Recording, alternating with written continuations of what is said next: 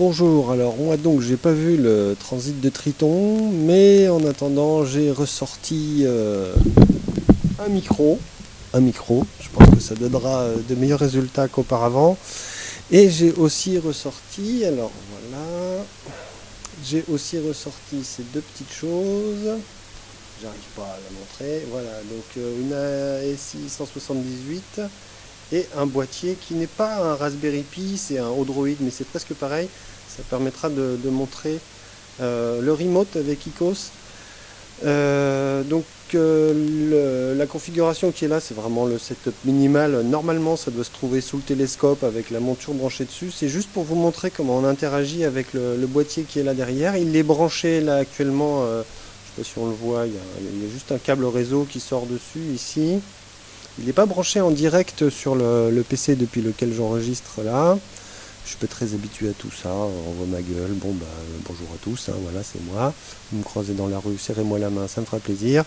Donc je vais arrêter le film. L'idée c'est de vous montrer comment tout est organisé et comment on fait du remote avec Ecos. Alors, bonjour Forum Web Astro.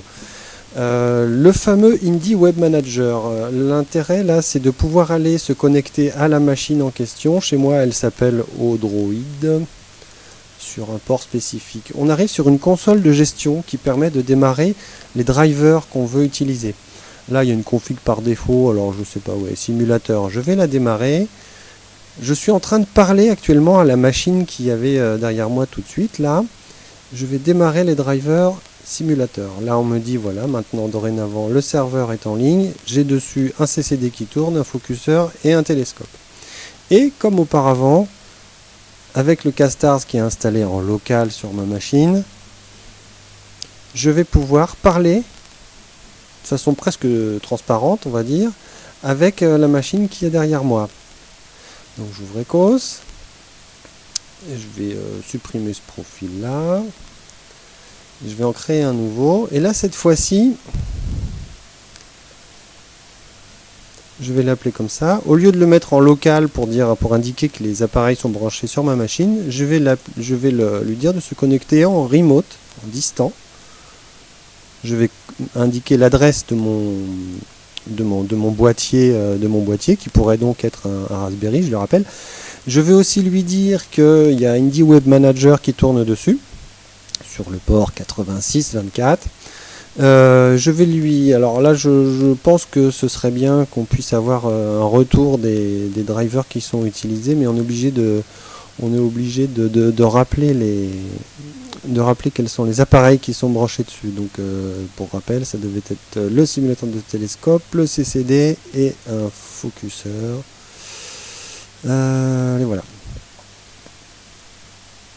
Donc j'ai créé mon profil et je peux démarrer mon Indie. Là, cette fois-ci, c'est toujours les mêmes panneaux qui s'affichent, mais je suis connecté sur le petit boîtier qui est derrière moi, au lieu d'être en local sur ma machine. C'est-à-dire que le boîtier pourrait être au fond du jardin, je parlerai exactement de la même façon à ma caméra, à mon focuseur et à mon télescope. De la même façon, je pourrais utiliser ICOS, ma monture, elle est déjà déparquée, je mettrai les ouvertures et les focales de mon télescope, j'enclenche le tracking, je fais un slew n'importe où dans le ciel, voilou. Et puis, enfin voilà, tout le reste est strictement identique, hein, à la différence que le boîtier est déporté ailleurs et passe par le réseau. J'aurais pu, je ne sais pas si je l'ai dit tout à l'heure, j'aurais pu avoir une connexion Wi-Fi dessus. Moi, je suis pas très partisan du Wi-Fi, j'aime bien quand il y a des fils.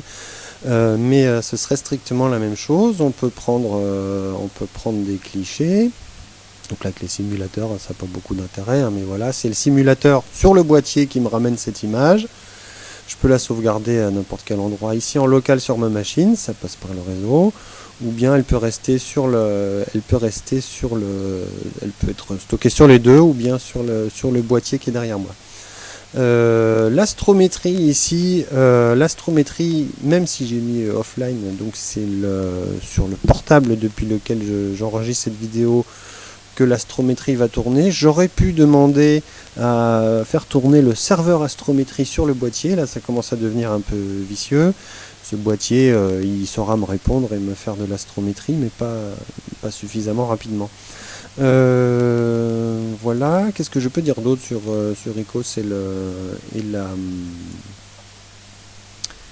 remote. Là, je sais pas si ça va fonctionner très bien. Je suis pas convaincu que je suis pas convaincu que ça puisse. Eh bien, si, ça marche plutôt pas mal en fait. Ma config tient la route. Voilà, donc c'est vraiment le gros avantage ici là de ce petit boîtier. Alors je vais essayer de faire une autre petite configuration. Je vais me débrancher. Je me déconnecte, j'arrête les serveurs Indie. Et là, cette fois-ci, ce qu'on va faire, c'est qu'on va vraiment se connecter à la caméra qu'il y a sur le boîtier derrière moi. Donc je vais faire un nouveau profil. Je vais l'appeler démo 2. Et dessus, je vais mettre la ZWO. Et je vais sélectionner le simulateur de télescope. Et puis on va prendre le focuseur en simulation évidemment. J'enregistre le profil.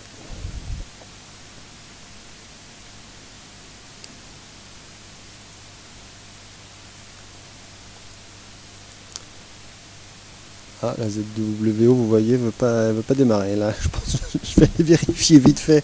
Elle est bien branchée, je ne suis pas convaincu.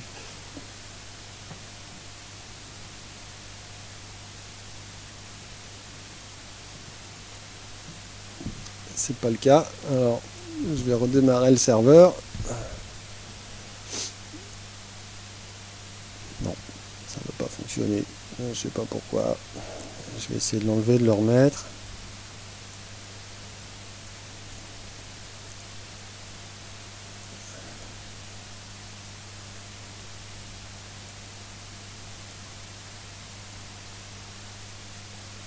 Décidément, ça veut pas.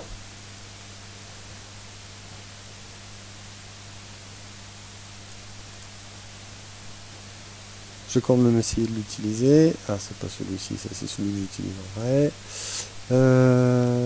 La sim qui est là, c'est ça. Je fais mon profil. Alors c'est là où c'est embêtant. ZWO.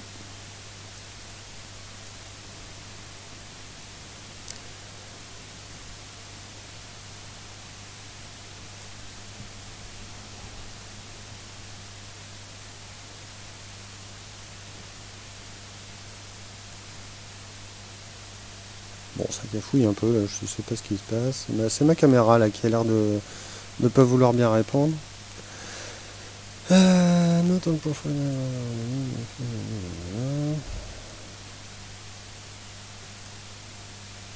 la caméra veut vraiment pas démarrer là, je sais pas ce qui lui arrive. Depuis que j'ai mis à jour les drivers.